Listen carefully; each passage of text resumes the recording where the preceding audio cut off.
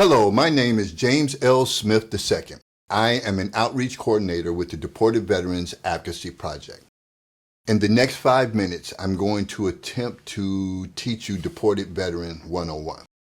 In 1996, 278 members of the House of Representatives and 72 members of the Senate voted yay on a bill that essentially said that the value of your military service should be judged first by your place of birth, before your character of service.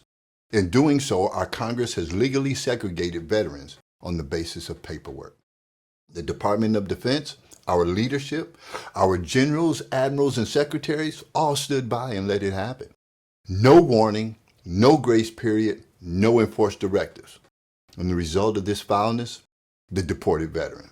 Now, we first begin to notice the deported veteran in 2009, when Hector Barajas begins to utilize his apartment in Rosarito, Mexico, as a gathering spot for recently deported guys in the Tijuana area.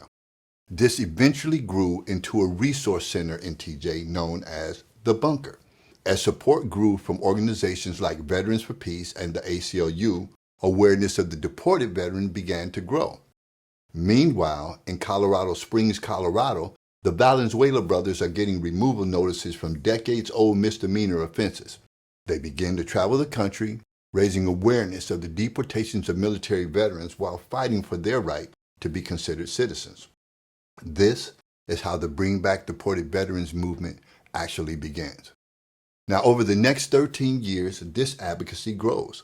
Another group was formed in TJ, the Unified U.S. Deported Veterans.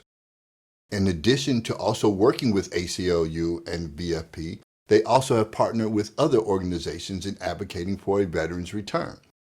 Organizations like Repatriate Our Patriots in El Paso, Texas, LULAC Green Card Veterans in Illinois, and the Leave No One Behind Mural Project. With their collective hard work and perseverance, and with some changes in laws like Kentucky versus Padilla, and a couple of governors who granted a few pardons, guys started to trickle back home to the US of A. Now, this has been going on since 2013. Unfortunately, more of them have come back in caskets and urns or under humanitarian parole because their health was failing or terminal than those in good solid health.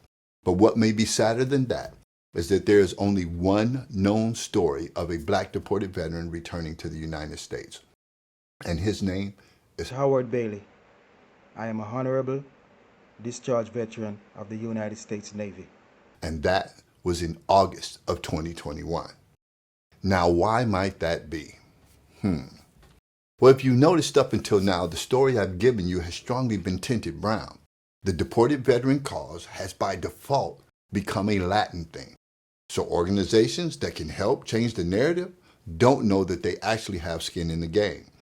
People need to understand this ain't a brown thing, it's an American thing.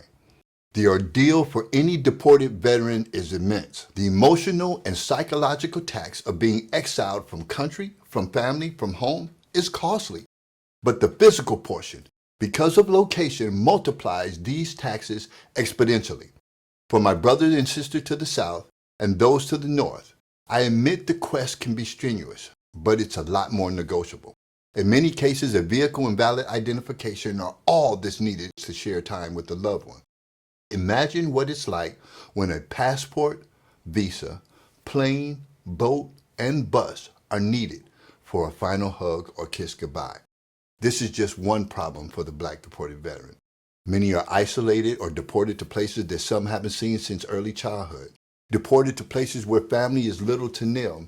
Deported to places in constant political upheaval that are not exactly friendly to American influence or those that they feel represent America. Damn, not American to America and not accepted where you're at.